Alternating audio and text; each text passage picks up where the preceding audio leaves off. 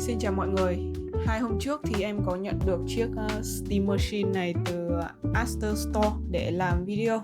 Và bất kỳ máy gì trong và ngoài video trên kênh, các bác cũng có thể qua shop với địa chỉ ở đây để xem và test máy hoàn toàn miễn phí nhé.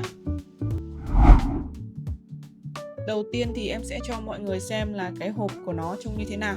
Đây là cái hộp của cái Steam Machine. Cái hộp này khá là to nhưng mà bên trong cũng không có gì mấy đâu.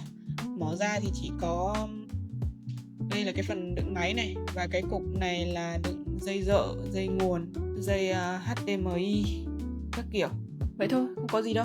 Trong cái hộp này thì cũng không được tặng thêm 2 cái miếng faceplate thay thế, vì ở đây chắc là shop mua bản rẻ nhất rồi nên không được. Mà cái miếng faceplate này nó thiết kế 5 châm, nhấc ra là nó sẽ ra. Khi ấn vào thì cũng chỉ cần đặt vào là được thôi. Mặc dù em Steam Machine này khá là nhỏ gọn nhưng mà nó vẫn có đầy đủ các cổng cần thiết. Ở đây thì có nút nguồn này, và cái khe này thì như kiểu là khe cắm thẻ nhớ vậy ta. Khe cắm thẻ nhớ thật. Khe cắm thẻ nhớ thật mọi người ạ. Máy như này chỉ cần khe cắm thẻ nhớ làm gì ta. Và tiếp theo là 2 cái cổng USB-A. Đằng sau thì là sẽ có thêm 2 cổng USB-A và 1 cổng Type-C, 1 cổng LAN. Đây là cổng cắm dây nguồn và đây là cổng HDMI và 1 cổng DisplayPort. Ngoài ra thì cũng có thể thấy logo và cái quạt. Nói chung là thiết kế khá là đẹp mà nặng quá. Tổng quan thì em thấy cái thiết kế này khá là đẹp và nhỏ gọn so với các console khác hay là PC. Và đặc biệt thì là ở đâu có đèn LED thì ở đó sẽ tùy chỉnh được. Bây giờ thì trước khi mở lên thì em cũng sẽ nói qua về thông số cấu hình của chiếc Steam Machine này. Cái này là bắt buộc nhá. Nhưng mà để cái quá trình này nó bớt nhàm chán thì em cũng sẽ tear down chiếc Steam Machine này cho các bác xem nội thất bên trong luôn. Về cấu hình cơ bản thì các bác có thể tham khảo ở đây. Về cái card đồ họa thì nó có sức mạnh tương đương như cái card di động RX 7600M. Cái mức VRAM này thì mặc định là 8GB và nó sẽ luôn là 8GB, không thể tùy chỉnh được đâu. Ổ cứng thì hãng bán ra tùy theo phiên bản, mà bản 512GB là phiên bản thấp nhất rồi. Thực ra thì cái cục này nó vuông vức nên cũng khá là dễ mở. Nó cũng không có nhiều dây cáp loằng ngoằng. Với lại dây dợ nó cũng không mỏng manh như mấy con Android handheld đâu. Nên là với tài năng của em thì đương nhiên là mở như không mở rồi. Đây là cái SSD của nó nhé, Kingston này. Nhìn chung để thay SSD thì rất là dễ dàng thôi. Mở mấy con ốc ngoài và cũng chưa cần can thiệp sâu gì cả. Bây giờ thì em sẽ đi tìm tiếp cái vị trí của thanh RAM. Em thì cũng không phải thợ và cũng không am hiểu sâu về phần cứng cho lắm, nên là đoạn này em sẽ chỉ mở cho các bác tham khảo bên trong thôi nhé, không dám bàn luận gì thêm đâu. Nhìn chung thì em thấy dây dợ và các linh kiện hãng bố trí rất là gọn gàng. Thanh RAM em nghĩ là phải bung hết mới nhìn thấy được. Thì đây rồi, thanh RAM đây rồi. Một thanh 16GB thôi nha, chứ cũng không phải là 2 thanh 8GB đâu. Nhìn cái heatsink này thì công nhận rất là gọn gàng và nhìn có vẻ hiệu quả. Và cuối cùng thì chúng ta cũng biết được là cái thanh RAM này hoàn toàn thay thế được, hay nói cách khác là nó có thể nâng cấp được. Nó sẽ không phải là hàn chết vào main như là những máy console khác. Điểm này thì là điểm cộng rồi. Bây giờ khi mà mở máy lên thì chúng ta có thể thấy ngay cái giao diện SteamOS rất là đơn giản, trực quan và cũng rất là bình thường và quen thuộc. Tay Steam Controller thì nhận trong 1 giây và đương nhiên là các phím hoạt động giống hệt như Steam Deck. Vậy thì ở đây, điểm đầu tiên khiến nó khác biệt với PC đó là nó vừa là một PC và bản chất cũng là một console như PlayStation hay là Xbox. Và điều khiến console khác biệt đó chính là khả năng sleep và wake tuyệt vời và nhanh chóng. Bấm nút Steam, Steam Machine bật, TV bật. Thế thôi, chẳng cần làm gì phức tạp cả. Trước khi vào test game thì cũng mong các bác thông cảm vì nhà em không có cái màn gaming 4K nào cả. Vậy nên em đành test tạm mấy em màn 2K 60Hz thôi. Sau khi cắm màn thì mặc định Steam sẽ để độ phân giải tối đa là 1080p hoặc là 1200p với màn tỷ lệ 16:10.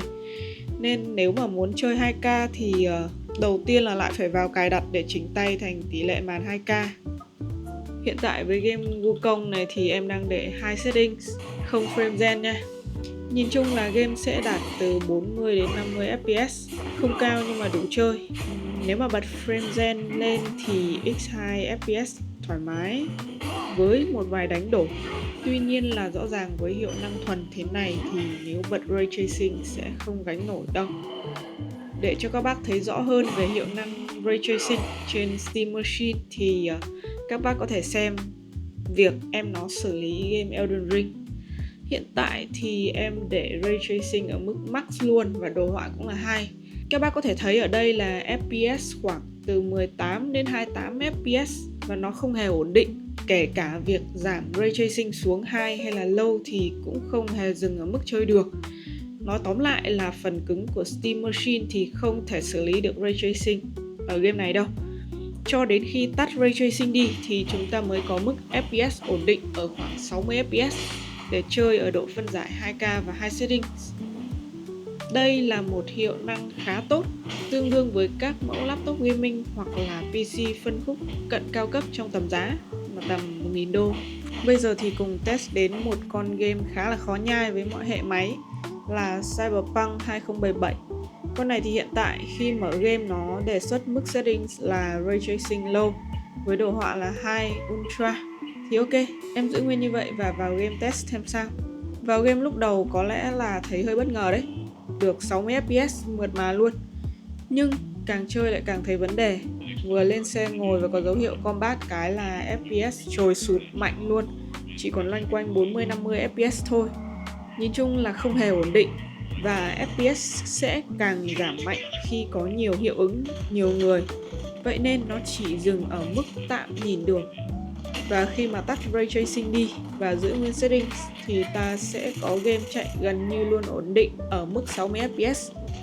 Nhìn chung thì cảm giác như hầu hết các tựa game AAA hiện nay thì Steam Machine đều có thể cân tốt ở mức đồ họa 2 hay là Ultra ở độ phân giải khoảng 2K nhờ sự hỗ trợ của FSR.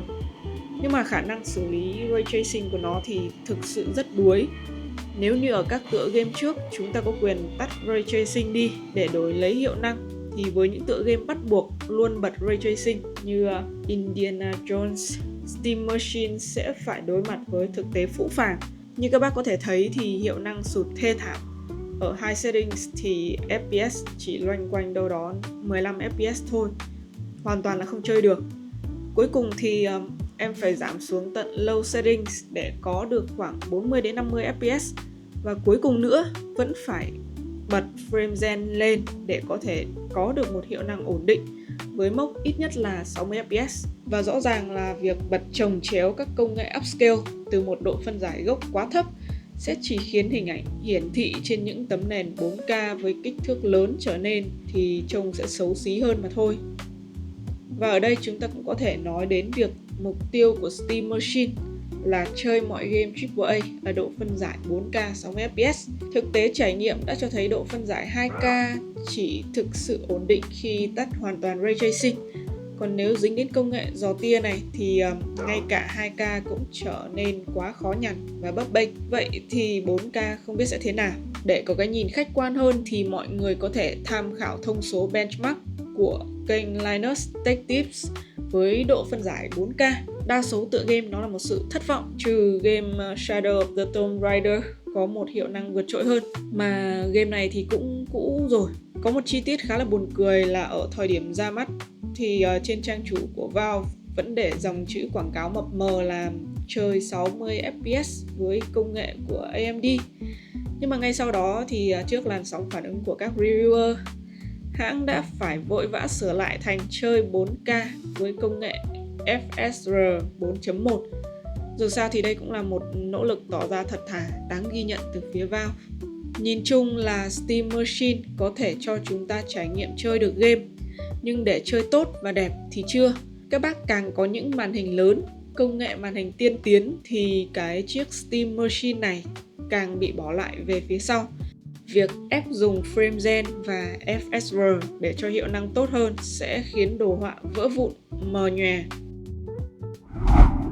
Vậy thì tóm lại, ưu nhược điểm của Steam Machine là gì? Về ưu điểm thì điều đầu tiên em có thể nhận thấy là nhiệt độ khi chơi của máy khá là mát so với một kích thước nhỏ gọn như vậy. Nhiệt độ luôn chỉ dao động từ khoảng 70 độ xuống dưới 70 độ thôi. Ngoài ra thì máy hoạt động cũng rất là êm ái chứ không ồn ào. Đương nhiên là nhỏ gọn cũng là một ưu điểm lớn về thiết kế rồi. Mà không chỉ vậy thì Valve đã thiết kế mặt faceplate tháo lắp dễ dàng. Ngoài ra, việc là một khối lập phương vuông vức cũng là điểm cộng lớn cho những người nghiện dán skin như em. Chỉ tiếc là em có tiền mua skin mà không có tiền mua máy. Đương nhiên một điểm cộng tới từ việc nó cũng là một chiếc console là giống như bao anh em khác. Nó có giao diện trực quan, dễ dùng, tính năng sleep và wake nhanh gọn, tuyệt vời.